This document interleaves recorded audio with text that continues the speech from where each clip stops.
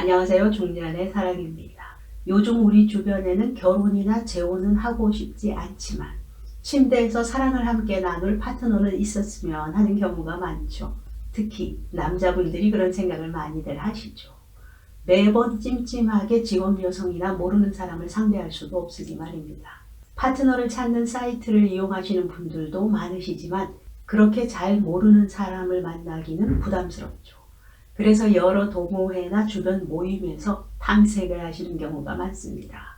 이렇게 연인은 없고 부담 없는 사랑을 나누고 싶을 때 어쩔 수 없이 파트너를 구해야 한다면 안전하고 똑똑하게 관계를 맺어야 하죠. 그럼 어떤 사람을 만나야 큰 실수 없이 내 인연을 만날 수 있을까? 이럴 때는 나만의 기준, 규칙을 가지고 있어야겠죠. 실수를 하지 않으시려면 말입니다. 그럼 파트너를 고를 때는 어떻게 해야 할까요? 첫째는 당연히 혼자, 싱글인 사람을 구해야 되겠죠.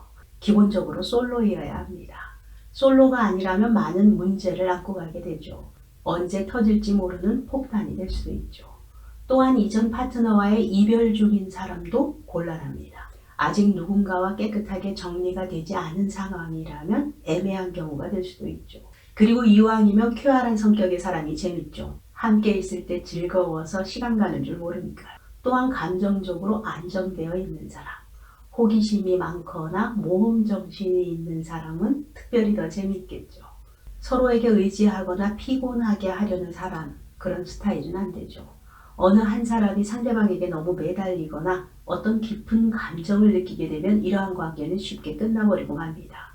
감정이 섞이기 시작하면 당연히 피곤해지고 에너지가 소비되고 지치기 시작합니다. 이렇게 감정적으로 매달리는 사람은 피하는 것이 좋죠.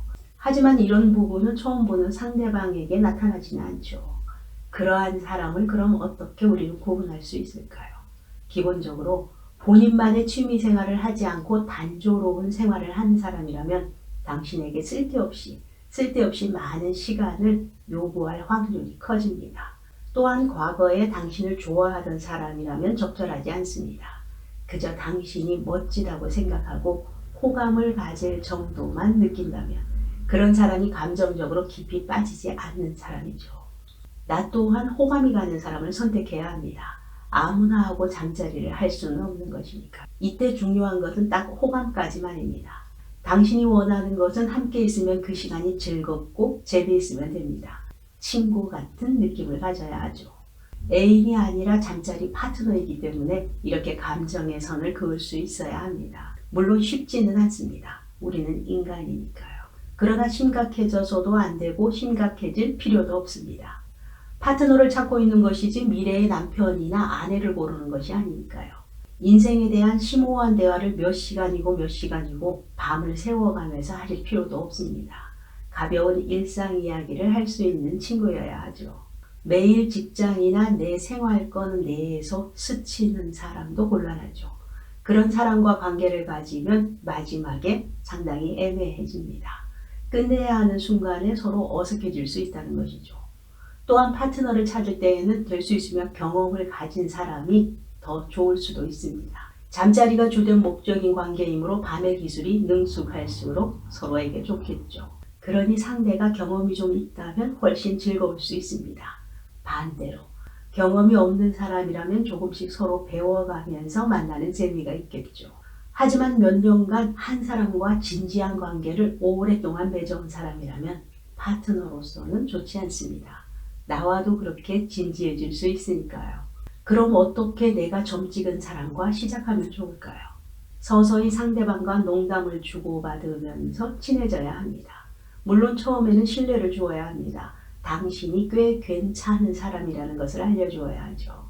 그 후 관심을 서서히 보이면 장난도 치고 칭찬도 하고 거리를 조금씩 좁혀가야 합니다. 굳이 머리를 써가면서 미묘한 제스처를 보일 필요는 없습니다. 자연스럽게 조금씩 친해지는 것이죠. 그렇게 친해지면서 적절한 타이밍에 상대방의 생각을 물어보는 것이 좋습니다. 나는 당신에게 호감이 있다. 내 생각과 내 상황이 이러이러하다. 한 번쯤 생각해 줄 수 있겠는가? 당신이 원하는 것은 밤의 파트너입니다. 이럴 때 상대도 관심을 보인다면 진도를 더 나아가게 됩니다. 내가 이성으로서 상대에게 충분히 끌리고 있음을 나도 어필해야 합니다. 이제 여기까지 왔다면 둘만의 규칙을 정해야 하죠. 관계마다 다를 수는 있겠지만 몇 가지 규칙을 사전에 정해두면 좋습니다. 하지만 처음부터 이런 말을 서로 하기는 좀 부자연스러울 수 있죠. 이때는 가벼운 몸의 대화를 한 후에 그 다음에 서로 이야기를 나누는 것이 좋습니다. 사실은 잠자리 이전에 말을 해두는 것이 더 좋죠. 그래야 두 사람 모두 오해나 상처 없이 무난한 파트너 관계를 이어갈 수 있으니까요. 이렇게 기본 규칙을 정할 때에는 일반적인 연인들이 하는 데이트는 하지 않는다는 사실, 서로의 즐거움을 위한 관계라는 것, 또한 서로 다른 사람과 관계를 가져도 죄의식을 서로 느낄 필요가 없다는 것, 이것을 이야기해야 하죠. 만나는 횟수와 연락을 주고받는 방법, 시간대 등도 지정해 두는 것이 좋습니다. 서로의 생활에 지장을 주지 않는 것이 좋으니까요. 한 사람이 매달리게 되거나 감정의 변화를 느끼면 관계를 끝낸다는, 뜨거운 밤 시간을 가질 때 파트너가 있어서 좋은 점이 바로 이런 것 아닐까 싶은데요. 물론 상대방이 승낙하는 경우에 말입니다. 예전의 연인과 차마 할 수 없었던 것들을 즐기며 재밌는 시간을 보낼 수 있죠. 평소 호기심이 생겨서 해보고 싶었던 것 등 다양한 시도를 해볼 수 있습니다. 새로운 자세를 시도하거나 예상치 못한 장소에서 해보는 것 등등. 소심한 마음을 가질 필요가 전혀 없습니다. 자신감 있게 상대방과 서로 원하는 것을 해볼 수 있죠. 이 관계에서 주의해야 할 점은 파트너와 침실에서 지내는 시간보다 밖에서 일상생활에서 보내는 시간이 더 많아지면 안 된다는 것입니다. 언제나 나는 내 일을 계속해야 합니다. 이런 파트너 관계의 장점은 연인이 아니기 때문에 나의 일이나 내 취미생활, 내 친구들과의 시간 등등 내가 목표로 하는 일에 충분히 집중, 매진할 수 있다는 것입니다. 낮에는 내가 할 일에 집중하고 원하는 날, 원하는 시간에 파트너와 즐겁게 보낼 수 있다는 것. 또한 언젠가는 관계를 깔끔하게 끝낼 줄도 알아야 하죠. 파트너 관계가 끝나는 이유는 여러 가지가 있습니다. 한 사람의 감정이 일방적으로 발전했거나 또는 둘 중 한 명이 진지하게 데이트를 하고 싶은 다른 사람이 생겼거나 이때죠. 아니면 두 사람 모두 서로에게 실증이 나서 더 이상 관계를 원하지 않을 때입니다. 이렇게 끝이 났다고 생각이 들면 말 그대로 그냥 끝입니다. 미리 정해둔 규칙을 잘 지켰다면 특별히 이 관계를 끝내는 것에서 힘든 점은 없습니다. 하지만 우리는 인간이니까 마음 한켠이 잠시 허하기는 하겠죠. 이렇게 잠자리 파트너를 만들기 전에는 자신의 정체성을 확실히 해야 합니다. 다정하고 편안하게 대해줄 수는 있지만 친구로서이지 연인으로서는 아니라는 것.